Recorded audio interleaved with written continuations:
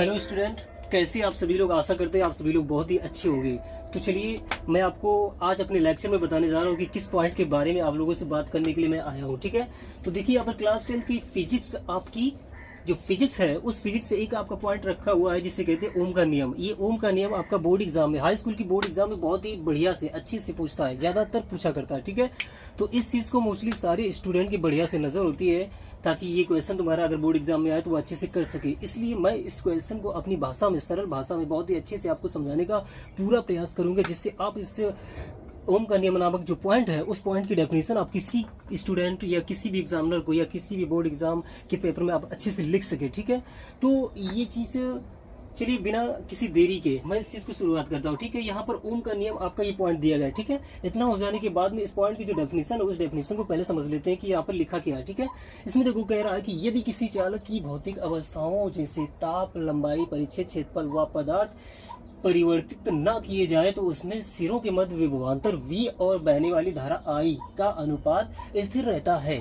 मतलब इसमें ये कह रहा है कि देखो यदि किसी चालक, यहाँ सबसे पहले एक चालक की बात की है तो फिजिक्स की यहाँ पर बात चल रही है। चालक, अगर फिजिक्स की भाषा में अगर चालक की बात आए तो आप चालक को तुरंत ये समझ जाइए कि चालक एक ऐसी चीज होगी जिसमें से होकर बिजली का प्रवाह संभव होगा, यानी कि जिसमें से करंट फ्लू होगा। ठीक है, तो इस प्रकार की चीजें क्या होती है आप लोग समझ सकते हैं, जैसे कॉपर, एल्यूमिनियम, चांदी, सोना या स्टील वगैरह, इस प्रकार की जो धातुएं या इनसे बने वायर्स वगैरह होते हैं। ठीक है, तो ये चीजें होती है चालक। अब उसी चालक की अपनी जो भौतिक अवस्थाएं होंगी वो किस प्रकार की यहाँ पर होंगी, जैसे हो गया उसका ताप, उसकी लंबाई, उसका परिच्छेद का क्षेत्रफल व उसका अपना पदार्थ।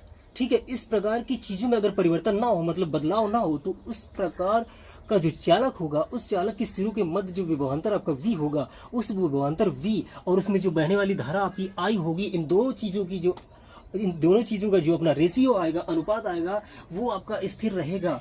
ठीक है, ये चीज आपका थ्योरी बता रहा है। इस थ्योरी को किसने, इस सच्चाई को किसने खोजा? ओम ने। इसलिए ये ओम का नियम ऐसा माना जाता है। ठीक है, तो ओम के नियमानुसार जो आपकी शर्त है तो उस शर्त के हिसाब से ये आपका इक्वेशन बन के तैयार हुआ है, जिसमें दे रहा है V/I।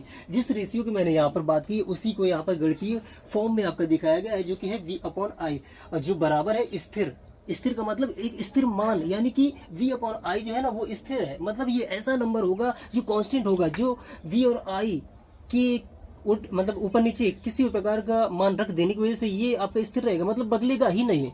वो भी कब? इसमें भी एक कंडीशन है, जो कंडीशन आपकी पहले मैं बता चुका हूं, जैसे कि उस चालक जिसके सिरों के मध्य विभवांतर आपका V हो, उसमें बहने वाली धारा आपकी I हो, तो उस चालक की अपनी जो भौतिक अवस्थाएं, जैसे कि उसकी लंबाई, परिच्छेद का क्षेत्रफल, उसका ताप और उस चालक का अपना जो पदार्थ है, इन चीजों में अगर परिवर्तन ना हो तभी ये आपका जो अनुपात होगा स्थिर रहेगा।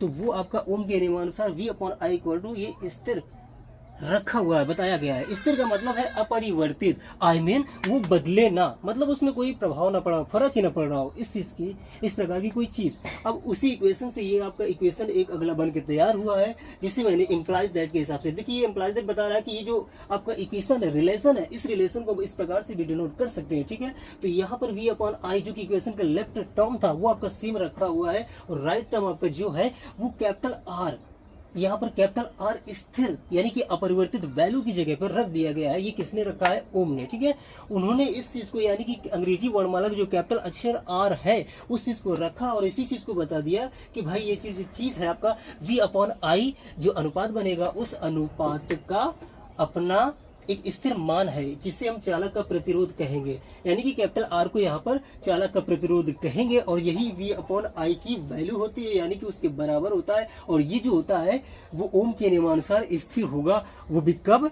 जब तक कि किसी चालक अपनी जो भौतिक अवस्थाएं जो होती हैं, जैसे कि उसकी लंबाई, ताप और उस चालक का अपना पदार्थ, उसका परिच्छेद का जो अपना क्षेत्रफल होगा वो बदले ना, तब तक ये स्थिर होगा। अदरवाइज अगर उन चीजों में परिवर्तन हुआ, यानी कि कम से कम उस चालक की किसी एक भौतिक अवस्था में परिवर्तन हुआ, तो गारंटी देते इस बात की ये R आपका बदल जाएगा, मतलब R आपका परिवर्तित हो जाएगा। ये चीज है। ठीक है, तो ओम का नियम क्या चीज होता है, इस पॉइंट को आपने समझ लिया। अब इस चीज को जानते हैं कि यहाँ पर V, R और I, ये जो आपकी भौतिक राशियां दी गई, इन राशियों की अपनी जो मात्रक होंगे, यानी कि V मात्रक के V यंत्र जिनसे इन भौतिक राशियों को मापा जा सके वे होंगे क्या? तो सबसे पहले V यानी कि विभवांतर, ये आपका जो भौतिक राशि है, इस भौतिक राशि को मापने वाला जो यंत्र होगा आपका वोल्ट मीटर होगा, यानी कि इसका मात्रक जो होगा वो वोल्ट। ठीक है। और आई जो है ना आपकी धारा, धारा का मात्रक आपका एम्पियर हो गया, एम्पियर से धारा की हम माप करेंगे, ये चीज है, ठीक है। और आर जो है आपका प्रतिरोध है, इस प्रतिरोध का जो मात्रक होगा ओम ने अपने नाम के हिसाब से ओम मात्रक, मतलब ओम नाम का जो साइंटिस्ट था, उस साइंटिस्ट ने यानी कि वैज्ञानिक ने आर, ये जो आर है, इस आर को जिसे उसने चालक का प्रतिरोध कहा है, उस प्रतिरोध नामक जो तुम्हारी भौतिक राशि है, उस राशि को मापे जाना, मतलब मापने वाला जो यंत्र है, उस यंत्र का नाम दिया है क्या? ओम, अपने ही नाम के हिसाब से, जिसे आप ओम इस प्रकार से भी लिख सकते हैं, अंग्रेजी से भी लिख सकते हैं, या ये आपका नोटेशन जो दिया है, जो अक्षर है, जैसे तुम्हारा ये शायद ग्रीक अक्षर है, या सॉरी ग्रीक अक्षर भी हो सकता है, या कोई भी अक्षर हो जाता है, उससे हमें कोई मतलब नहीं, इस अक्षर से या ओम ऐसा लिखकर हम इसके मात्रक को दिखा सकते हैं। तो ये थी वी, आर और आई तीनों भौतिक राशियों के मात्रकों के बारे में जानकारी, और ओम का नियम क्या होता है उसकी डेफिनेशन ये आपकी हो चुकी है। उस डेफिनेशन के थ्रू ही ये आपका बना है क्या चीज़?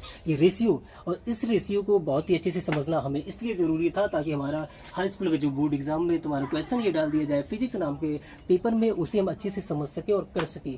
तो आशा करता हूँ ये वीडियो आपको बहुत ही अच्छे से समझ में आया। अगर वीडियो पसंद आया तो इसी प्रकार के और भी अच्छी अच्छी वीडियोज़ देखने के लिए हमारे चैनल को सब्सक्राइब कीजिए, उसके साथ में बेल आइकन दबाकर ऑल पे क्लिक कीजिए ताकि हमारे नए नए बने हुए वीडियोस आपको नोटिफिकेशन के जरिए मिल सके। मैं राज सर इसी प्रकार के बहुत ही अच्छी, जो आपके एग्जाम में अच्छे से अच्छे मार्क्स देने जैसे क्वेश्चंस होते हैं, प्रॉब्लम्स होती है, उन प्रॉब्लम्स को मैं अपनी सरल भाषा में समझाने का पूरा प्रयास करता हूँ। तो आशा करता हूँ आप सब बहुत ही अच्छी से इस चीज़ को समझेंगे, अपने दोस्तों में शेयर करेंगे। तो मिलते हैं चलिए अगले वीडियो में।